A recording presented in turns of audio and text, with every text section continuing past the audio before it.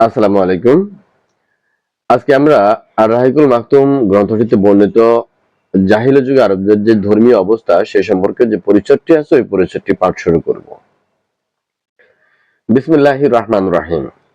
জাহিলি যুগে আরবদের ধর্মীয় অবস্থা। হযরত ইব্রাহিম আলাইহিস সালামের দাওয়াত ও তাবলীগের ফলে আরবের সাধারণ মানুষ দ্বীনে ইব্রাহিমের অনুসারী ছিল। তাই তারা ছিলেন আল্লাহ তাআলার একত্ববাদে বিশ্বাসী এবং একমাত্র আল্লাহ তাআলারই উপাসনা করতেন। কিন্তু যতই দিন যেতে লাগলো তারা আল্লাহ তাআলার একত্ববাদ এবং খালিস দিন সম্পর্কে কোনো কোনো অংশ ভুলে যেতে থাকেন কিংবা সে সম্পর্কে উদাসীন হয়ে পড়েন। কিন্তু এত সব সত্ত্বেও আল্লাহ তাআলার সম্পর্কে একত্ববাদ এবং দ্বীনে ইব্রাহিম আলাইহিস সালামের কিছু কিছু বৈশিষ্ট্য তাদের মধ্যে অবশিষ্ট থেকে যায়, যে পর্যন্ত বনী খুজায়া গোত্রের নেতা আমর ইবনে লুহাই জনসম্মুখে এসে উপস্থিত না হন। ধর্মীয় মতাদর্শের লালন ও পরিপোষণ, দান খয়রাত এবং ধর্মীয় বিষয়াদির প্রতি তার গভীর অনুরাগের কারণে লোকজন তার প্রতি গভীর শ্রদ্ধা পোষণ করতে থাকেন। তাকে বড় বড় আলেম ও সম্মানিত ওলীদের দলভুক্ত ধরে নিয়ে তার অনুসরণ করতে থাকেন। এমন অবস্থার এক পর্যায়ে তিনি সিরিয়া ভ্রমণে যান এবং সেখানে গিয়ে দেবতা পূজা অর্চনার ঝাঁকালো চর্চা প্রত্যক্ষ করেন। সিরিয়া দেশে বহু পয়গম্বরের জন্মভূমি এবং মহান আল্লাহ তাআলার বাণী অবতীর্ণের ক্ষেত্র হওয়ার ওই সমস্ত দেবতা পূজাকে তিনি অধিকতর ভালো এবং সত্য বলে ধারণা করেন। তাই দেশে প্রত্যাবর্তনের সময় তিনি হুবল নামক একটি দেবতা নিয়ে আসেন এবং খানায় কাবার মধ্যে তা রেখে পূজা অর্চনা শুরু করেন। সঙ্গে সঙ্গে মক্কাবাসীকেও পূজা করার জন্য আহ্বান জানান। মক্কাবাসীগণ তার আহ্বানে সাড়া দিয়ে দেবতা হুবলের পূজা করতে শুরু করেন। কাল বিলম্ব না করে হিজাজবাসীগণ মক্কাবাসীদের পথ অনুসরণ করতে থাকেন, কারণ তারাও একসময় বায়তুল্লাহর অভিভাবক এবং হারামের বাসিন্দা ছিলেন।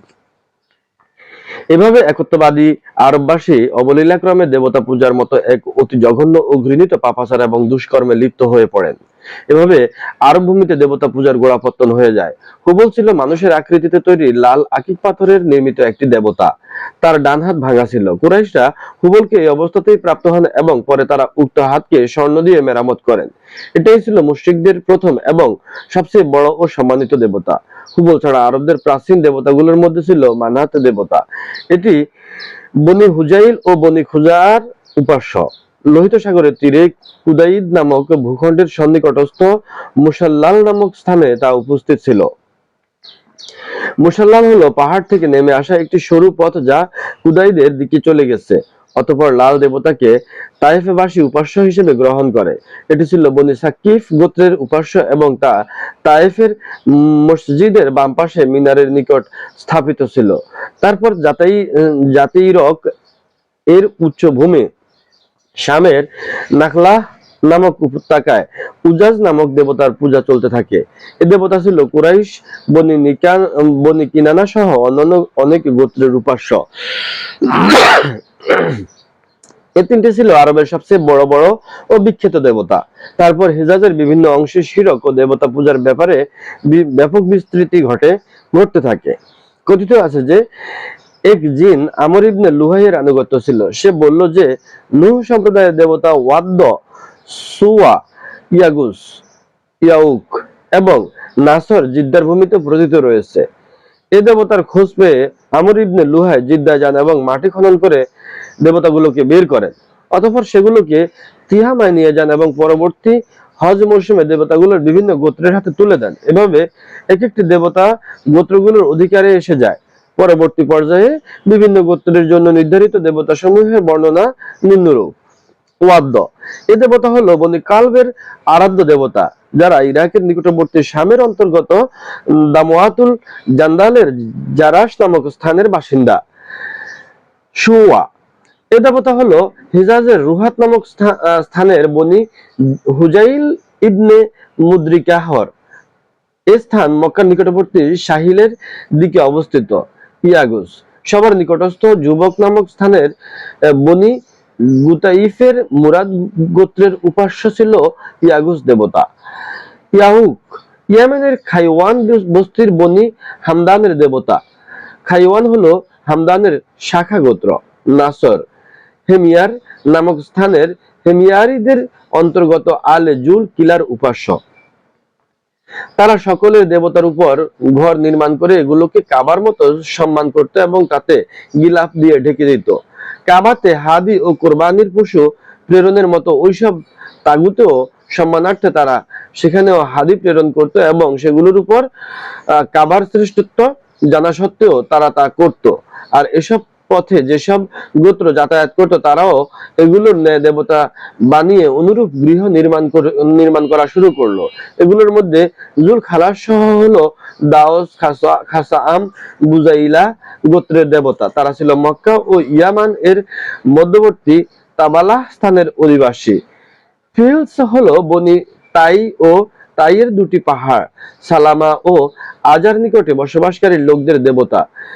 এরকমই একটি হলো রিয়াম, যা ইয়ামেন ও হেমিয়ার বাসীর জন্য সানায়ায় নির্মিত একটি উপাসনা ঘর। রাজা বনি রাবিয়া ইবনে কাব ইবনে সাদ ইবনে জায়েদ ও মানাত ইবনে তামিমের উপাসনা ঘর।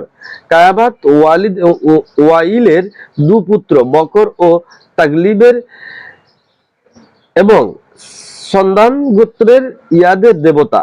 দাওস গোত্রের জুল কাফাইন নামক আরেকটি দেবতা ছিল। বনি বকর, বনি মালিক, বনি মালকান, যারা কেন্নাহার বংশধর, তাদের সাদ নামক আরেকটি দেবতা ছিল। উজ্জহর গোত্রের একটি দেবতা ছিল যাকে বলা হতো শামস ও বনি খাওলানের উমিয়ানিস নামক একটি দেবতা। এভাবে দেবতা ছড়িয়ে পড়তে থাকে। একসময় সমগ্র আরব উপদ্বীপে দেবতাদের ছড়াছড়ি হয়ে যায়, এমনকি শেষ পর্যন্ত প্রত্যেক গোত্র ঘরে ঘরে তা স্থান করে নেয়। অতঃপর মক্কার মুশরিকরা একের পর এক দেবতা দিয়ে মসজিদুল হারামকে পরিপূর্ণ করে তোলে। কথিত আছে যে মক্কা বিজয়ের পূর্বে মসজিদুল হারামে 360টি দেবতা ছিল। মক্কা বিজয়ের পর মহানবী সাল্লাল্লাহু আলাইহি সাল্লাম তার লাঠি দিয়ে দেবতাগুলোকে ধ্বংস করেছিলেন। একের পর এক তিনি যখন দেবতাগুলো লাঠি দিয়ে আঘাত করেছিলেন তখন সেগুলো পড়ে যাচ্ছিল। অতঃপর তিনি সেগুলোকে মসজিদুল হারামের বাইরে নিয়ে গিয়ে জ্বালিয়ে দেওয়ার জন্য নির্দেশ প্রদান করেন এবং জ্বালিয়ে দেন। কাবার অভ্যন্তরভাগে কিছু দেবতা ও ছবি ছিল। তার মধ্যে একটি হলো হযরত ইব্রাহিম আলাইহিস সালাম ও অপরটি হলো হযরত ইসমাঈল আলাইহিস সালামের আকৃতিতে তৈরি। এই উভয় দেবতার হাতে ভাগ্য নির্ণায়ক তীর ছিল। মক্কা বিজয়ের দিন এসব দেবতাকে নিশ্চিহ্ন করে দেওয়া হয় এবং ছবিগুলোকে মুছে দেওয়া হয়। এসব দেবতার ব্যাপারে মানুষ গভীর তমসাচ্ছন্ন ও বিভ্রান্তিতে ছিল। এমনকি আবু রাজা ইতারিদি রাদিয়াল্লাহু তাআলা আনহু বলেন, আমরা পাথরের মূর্তির পূজা করতাম, অতঃপর যখন এর চেয়ে ভালো মানের পাথরের মূর্তির সন্ধান পেতাম তখন আগেরটি পূজা পরিত্যাগ করে নতুন পাথরটির পূজা শুরু করে দিতাম। আবার পূজা করার মতো কোনো পাথর বা মূর্তি না পেলে কিছু মাটি স্তূপাকারে একত্রিত করতাম। অতঃপর দুগ্ধবতী ছাগল নিয়ে ওই স্তূপের উপর দহন করে তা তাওয়াফ করতাম। মোট কথা, দেবতা পূজা ও অংশীবাদিতা দিনের ক্ষেত্রে সবচেয়ে নিকৃষ্ট অনাচার এবং পাপাচার হওয়া সত্ত্বেও তৎকালীন আরববাসীদের আশার অহংকার ও ভ্রান্ত ধারণা ছিল যে তারা দ্বীনে ইব্রাহিম আলাইহিস সালামের উপর প্রতিষ্ঠিত রয়েছে। এই জঘন্য শিরক ও দেবতা পূজা চালু হওয়া এবং লোকদের মাঝে বিভ্রান্তি লাভের কিছু প্রেক্ষাপট রয়েছে। তা হলো, যখন তারা ফেরেশতা, নবী রাসূল ও ওয়ালিয়া উলিয়া এবং পরহেজগার, দিনদার এবং ভালো কাজে প্রতিষ্ঠিত সৎকর্মশীল লোকদের প্রত্যক্ষ করলো এবং এও প্রত্যক্ষ করলো যে তারা হলেন আল্লাহ তাআলার প্রিয় সৃষ্টি, সম্মান মর্যাদা আল্লাহ তাআলার প্রিয় পাত্র। উপরন্তু যখন তাদের হাতে বিশেষ কোনো কারামাত প্রকাশ পেল এবং এমন অসম্ভব কাজ সম্পন্ন হলো যা সাধারণ মানুষের পক্ষে সম্ভব নয়, তখন তারা মনে করলো যে আল্লাহ তাআলা ওই সমস্ত লোকের হাতে তার কিছু ক্ষমতা, কুদরত এবং নিজেদের ইচ্ছে মতো কিছু করার শক্তি দান করার মাধ্যমে তাদেরকে বিশেষত্ব দান করেছেন।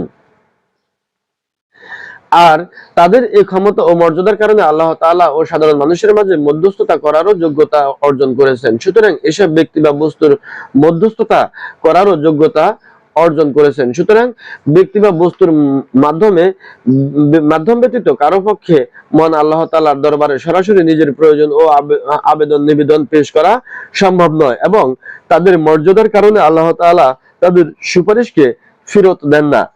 ঠিক অনুরূপভাবে ওইসব ব্যক্তি বা বস্তুর মাধ্যম ব্যতীত মহান আল্লাহ তাআলার কোনো ইবাদত প্রতিষ্ঠিত করা সম্ভব নয়, কেননা তারা বিশেষ মর্যাদা বলে তাকে আল্লাহ তাআলার নৈকট্য লাভ করিয়ে দেবে।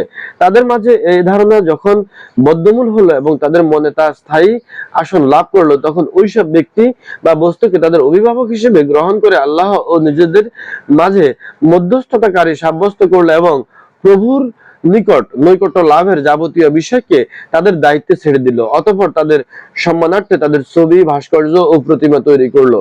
এ সকল ছবি ও প্রতিমা কখনো তাদের উদ্দিষ্ট ব্যক্তির হুবহু আকৃতিতে তৈরি করত, আবার কখনো তাদের খেয়াল খুশি মতো আকৃতি দিয়ে তৈরি করত। অতঃপর এসব ছবি ও প্রতিমাকেই তারা উপাসনার যোগ্য দেবতা বলে নামকরণ করত।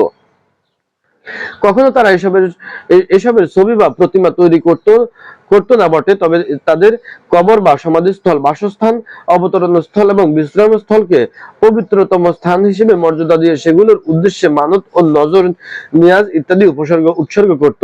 আর সেখানে তারা খুব বিনয় ও অনুগত্য প্রকাশ করত এবং তাদের ওইসব স্থানকে তারা দেবতার নামে নামকরণ করত। এসব দিক দিয়ে আবার জাহিলি যুগের লোকজনদের দেবতা পূজার বিশেষ বিশেষ রীতি পদ্ধতিও প্রচলিত ছিল। এসবের অধিকাংশই আমর ইবনে লুহাইয়ের মন গড়া তৈরি।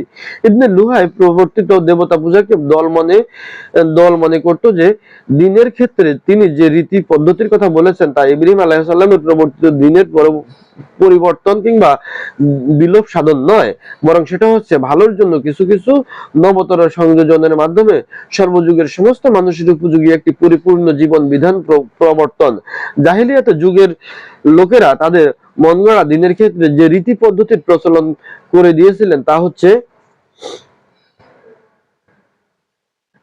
দেবতা পূজকগণ দরগার খেদমতের মতো দেবতার পাশে বসে তাদের নিকট আশ্রয় অনুসন্ধান করতেন, উচ্চ কণ্ঠে তাদের আহ্বান জানাতেন, অভাব মোচন ও বিপদ আপদে হতে উদ্ধারের জন্য অনুনয় বিনয় সহকারে তাদের নিকট প্রার্থনা জানাতেন।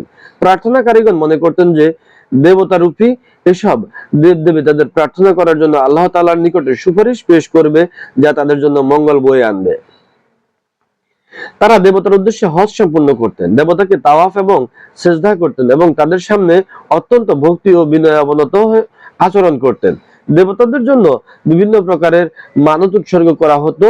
উৎসর্গকৃত জীব জানোয়ারগুলোকে দেবতার দেবী মূলে তার নাম নিয়ে জবেহ করা হতো। ঘটনাক্রমে অন্য কোথাও জবেহ করা হলেও দেবতার নাম নিয়েই তা করা হতো।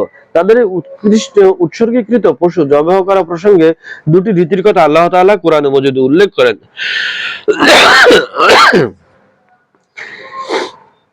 একটি হলো ওয়ামা জুবিহা আলান নুসুব